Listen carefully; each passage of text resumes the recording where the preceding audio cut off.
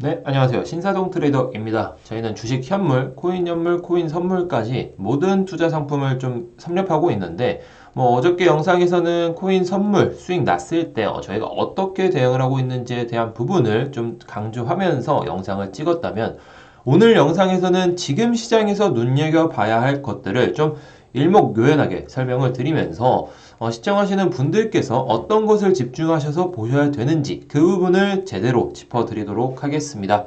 자, 어저께 나스닥도 그렇고 S&P 500도 그렇고 좀 약한 흐름으로 마감을 했었죠. 나스닥 흐름을 보시게 되면은 이렇게 일봉 차트가 고점에서 하락 반전을 하는 흐름을 보여주고 있어요. 그렇게 크게 빠지지는 않고 있는데 이때 아무래도 이때 CPI 지수가 좀 낮게 시장 예상치보다 낮게 나오면서 급등을 했던 이력이 있었는데 이 상승세를 다 반납하면서 하락을 할 것 같지는 않습니다. 하지만 이 정도의 조정이 나왔을 때 다른 투자 상품도 그렇고 우리나라 코스피, 코스닥도 마찬가지로 하락세를 보여줄 수 있기 때문에 지금 시점에서는 투자를 해도 좋겠지만 조금은 보수적인 접근이 필요하다라고 말씀을 드리면서 오늘 지금 시장에서 눈여겨봐야 할 것들을 빠르게 살펴보도록 하겠습니다. 자, 처음 봐야 될 것은 바로 중국의 코로나 창궐하는 좀 느낌이 좀 나오고 있죠. 중국에서 코로나가 다시 창궐하고 있다는 소식으로 국제 자본시장이 요동쳤다라고 하면서 중국 1일 확진 사상 최고치를 근접했다. 전일 중국은 20일 중국의 1일 확진자가 2만 7,095명이라고 발표를 하면서 전일에 24,435명보다 10% 정도 급증한 상황이다. 사상 최고치를 기록했던 4월 13일에 28,973명에 근접한 수준으로 다시 한번 또 1일 확진자 수가 이 수치를 넘어서게 되면 더욱더 강한 하방 압력을 받을 수 있다라는 거겠죠. 그래서 수도인 베이징에서도 1일 확진자가 1,000명에 육박하고 있을 정도이고 이에 따라서 항생지수는 2%대 이상 급락을 보여줬었는데 우리나라 같은 경우에도 그렇고 미국도 그렇고 좀 중국 경제에 대한 영향을 받을 수밖에 없기 때문에 자본시장이 크게 요동칠 수밖에 없었다라는 겁니다. 이 부분에 대해서는 아마 지금 시장에서 확진자가 크게 늘어나면은 5만 명 아니면 6만 명 이 정도 수준이 돼야 좀 시장에 좀 영향을 미칠 것 같고 지금 시점에서는 좀 횡보를 하더라도 확진자 수가 횡보를 하더라도 크게 영향을 미칠 것 같지는 않다라는 게 제 생각입니다. 하지만 시장이 어떻게 받아들이는지에 따라서 시장이 어떻게 움직일지에 대한 부분도 계속해서 체크해 드릴 테니까 이 부분은 계속 시청하시는 분들께서도 같이 체크해 보시면 좋을 것 같습니다.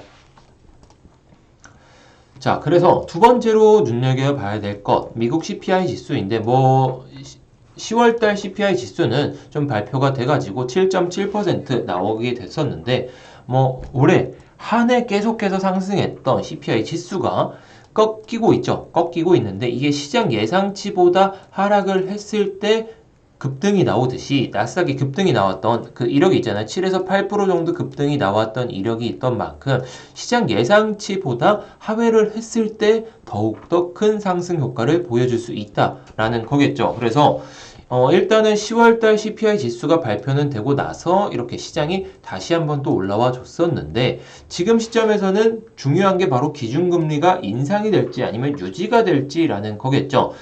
연준 같은 경우에는 자이언트 스텝을 계속해서 강행하면서 지금 금리가 4%대까지 올라와 줬는데 이번 FOMC 회의 의사록에서 어떠한 발언들이 나올지 아니면 점도표가 어떻게 나올지에 대한 부분도 계속해서 보셔야 된다라고 강조를 드리고 싶어요.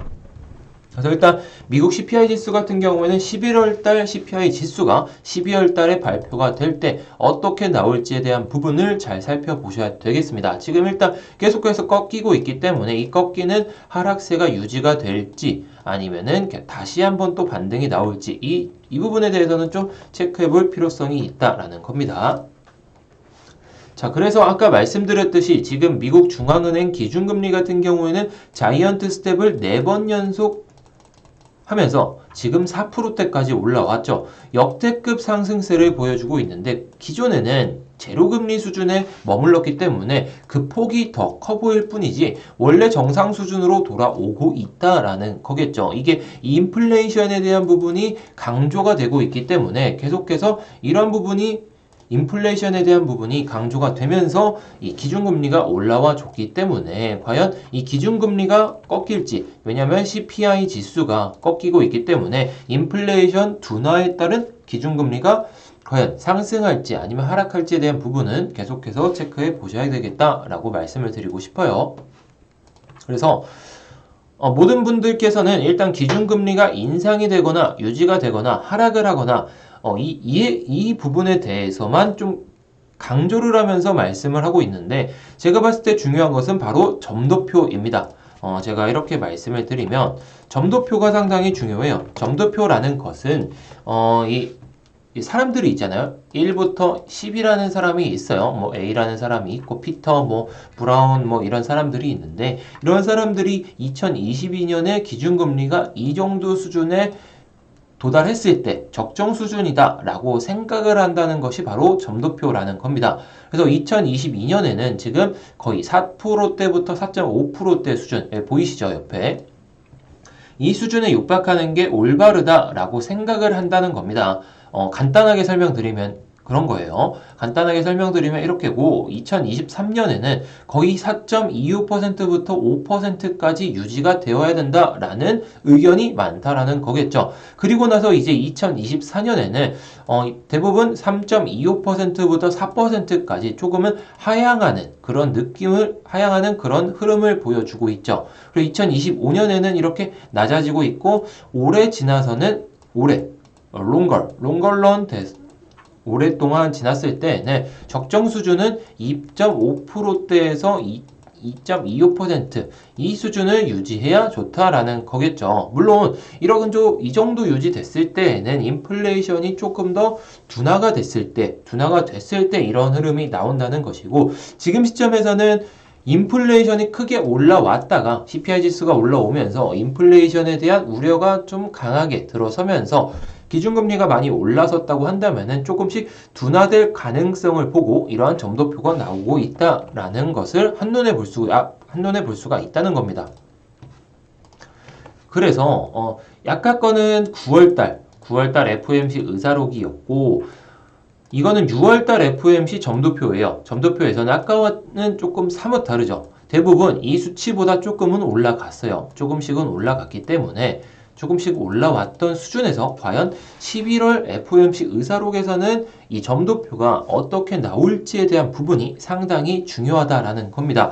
그렇기 때문에 오늘 밤에 어떻게 이 의사록을 공개하면서 어떤 흐름을 보여줄지가 지금 시장에서는 관건이고 무조건 봐야 될 지표이다라고 보시면 되겠습니다. 물론 CPI 지수, 중국 코로나 재창과 이 등등 여러 가지 변수로 인해 가지고 시장이 왔다 갔다 하는 것은 빠르게 회복을 할 수가 있어요. 하지만 의사록 공개로 인해서 시장이 크게 빠지기 시작한다면은 시장은 더 큰 하락을 보여줄 수 있기 때문에 무조건 이 점도표라는 지표를 꼭 체크해 보셔야 되겠다라고 강조를 드리고 싶다는 겁니다.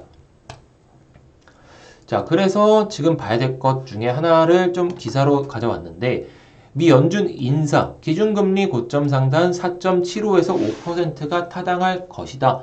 자, 지금 4%죠. 한 번 더 올릴 가능성이 높다라는 겁니다. 자이언트 스텝을 통해 가지고 4.75%나 5%까지 올라와 준다면은 이때가 고점이고 고점을 갱신하고 나서는 계속해서 내려갈 수 있다라는 것을 한눈에 볼 수 있는 그런 기사라는 겁니다. 물론 이 인사가 좀 비둘기적인 발언을 했기 때문에 좀 매파적인 발언을 하는 그런 연준 인사가 나오게 된다면은 시장은 또 타격을 받을 수 있겠죠. 그래서 조금씩은 조심하면서 보셔야 된다.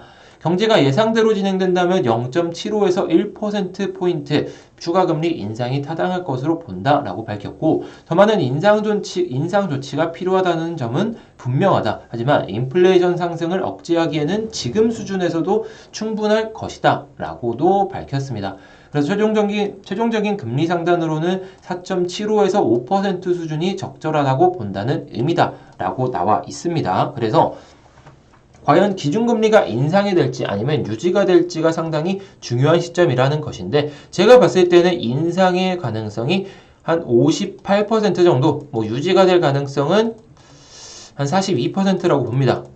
이거는 후하게 준 점수이고, 제가 봤을 때 한 99% 정도 인상할 것 같아요. 자이언트 스텝은 아니더라도 0.25% 아니면은 0.5%까지는 올릴 가능성이 높기 때문에, 이 정도 올리면은 어차피 시장에서는 더 큰 금리 인상이 나올 것으로 봤는데, 결국에 이렇게 좀 낮아지게 된다면 시장은 더 호재라고 생각하고 매수세가 붙을 가능성이 높다라는 겁니다. 그래서 지금 10년물 국채금리 같은 경우에도 3.8%를 유지하고 있는데 만약에 오늘 FOMC 의사록에 따라가지고 이 기준금리가 4% 위로 올라오는지도 한 번씩 체크해 보셔야 되겠다라고 말씀을 드리고 싶어요.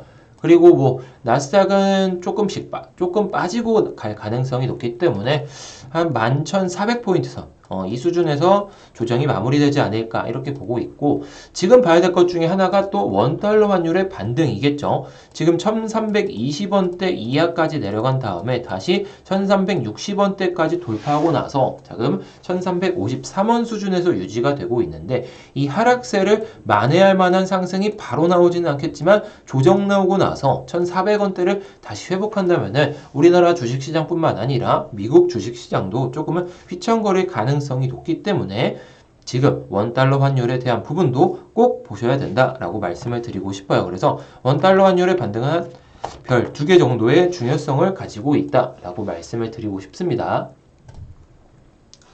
자, 지금 시장에서 눈여겨봐야 될 것을 이렇게 일명묘연하게 설명을 드렸는데, 좀 짧게 설명드리려고 했는데 말이 좀 많아지다 보니까 영상이 좀 길어졌습니다. 이 부분에 대해서는 다음 영상에서는 조금 짧게 찍으면서 시청하시는 분들께서 일목요연하게 설명을 들으실 수 있도록 안내를 드리도록 하겠습니다.